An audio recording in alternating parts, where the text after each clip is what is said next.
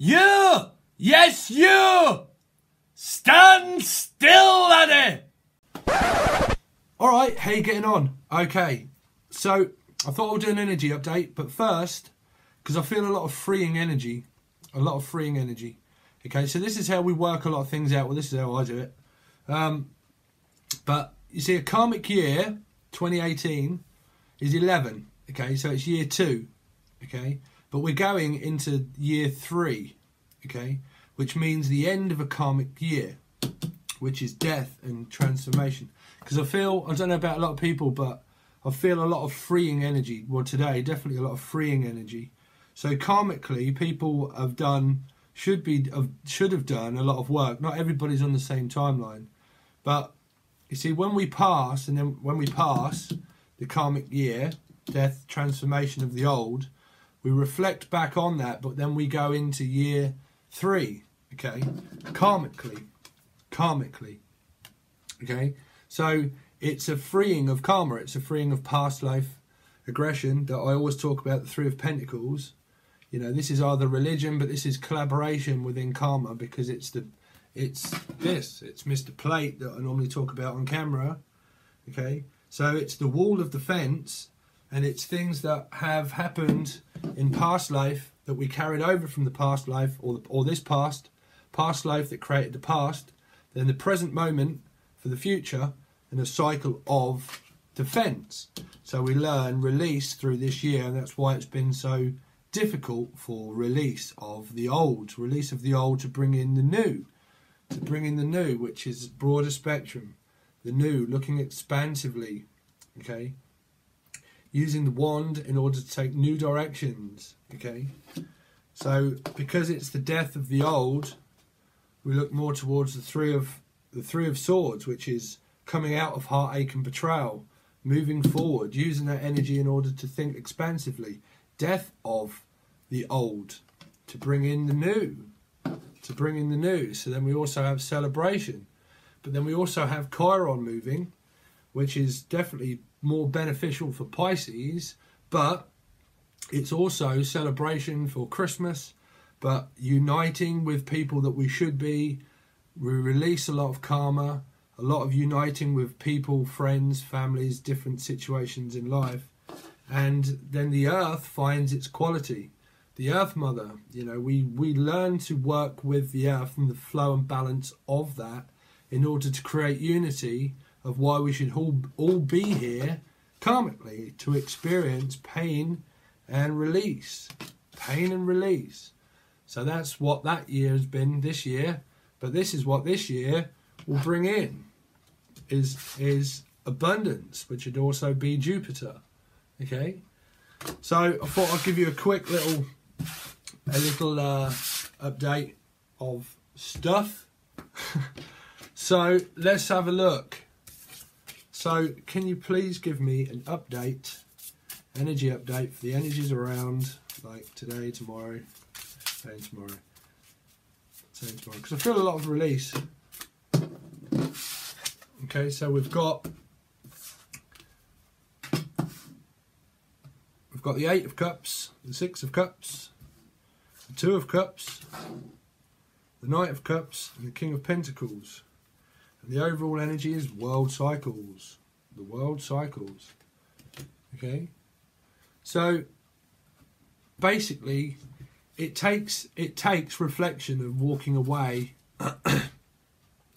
You know, because like I'm looking at wishing upon a star, because the star is kind of like wishing upon a star. She's looking out broadly.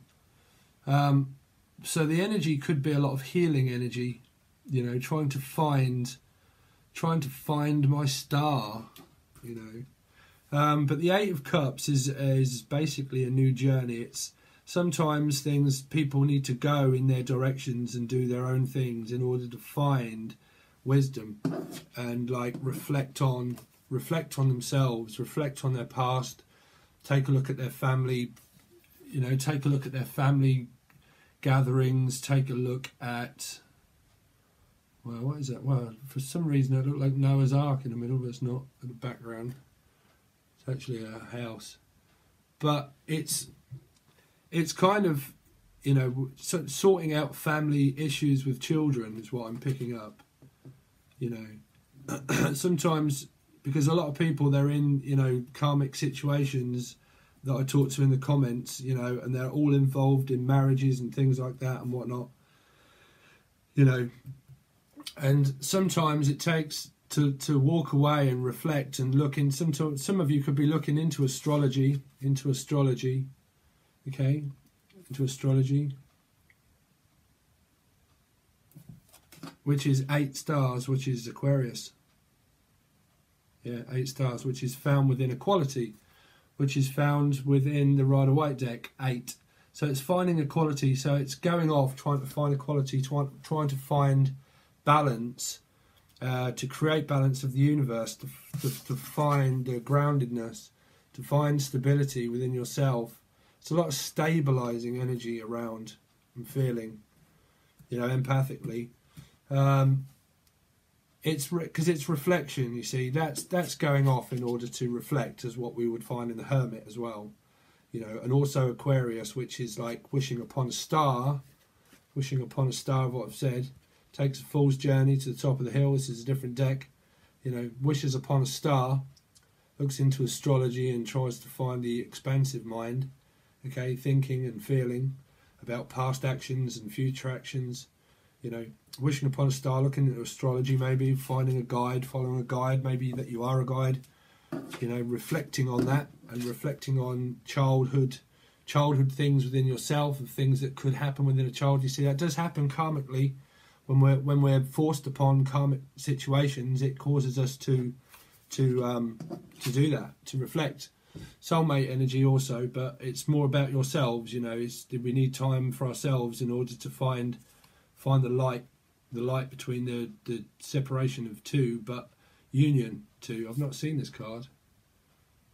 Celebrating for such hard work done, you know, such hard work done.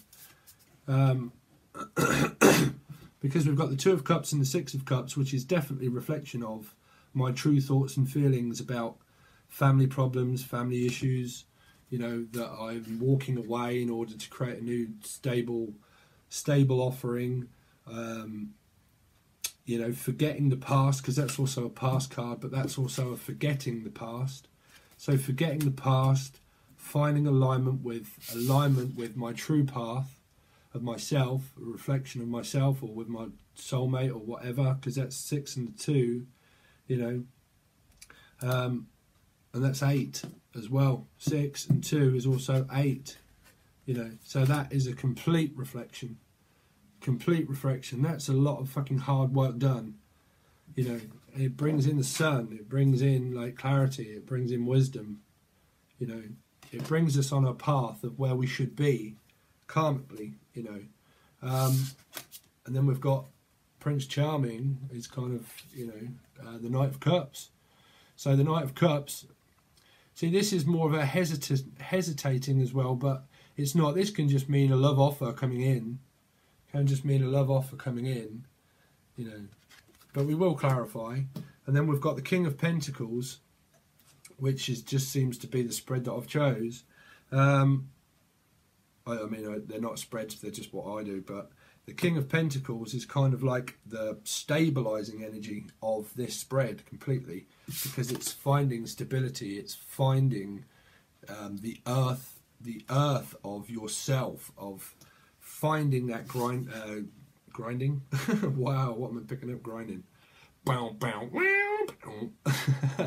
But finding stability through reflection of the past and the old, you know, walking away, ending world cycles, you know, completely ending world cycles for the best and the good of everybody, you know, because it's karmic.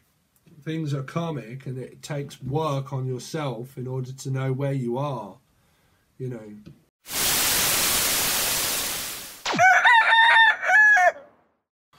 So after the break, I thought I would get, oh, that's the wrong pack, excuse me. I thought I would do something from the Archangel Archangel Michael deck. I've been using these in my private readings, and I actually used to love this deck. Okay, so let's see. So is there any advice that you would like to give of the energy that's around and the advice that you want to give? It's that one. So go forward fearlessly. So what was I saying? Go forth. So I suppose that relates to the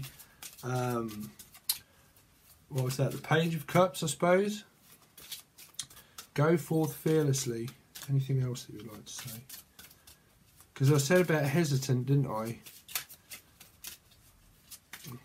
See, fear is just part of the mind. It's things that keep us trapped on reflection of the past, you see. Or I always say, always go forwards, never backwards. You know, well, I don't know, because sometimes you need to go backwards, yeah. You need to go backwards sometimes. That reminds me, yeah. I used to I made a video a long time ago called Sometimes You Have to Go Forwards, and then there was another one of Sometimes You Have to Go Backwards. You have to go backwards in order to release the past, in order to go forwards to create the future, obviously. Your inner guidance is real and trustworthy. Okay? So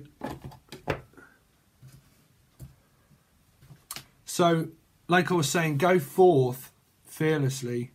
I've never really looked at the pictures. You know, this is guidance also, you know. But your inner guidance is real and trustworthy.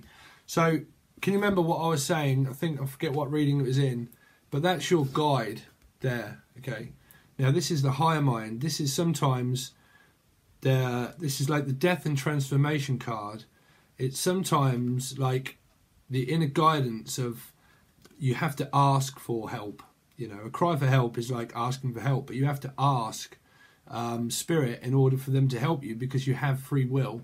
You have the free will choice to not accept transformation or not listening to yourself.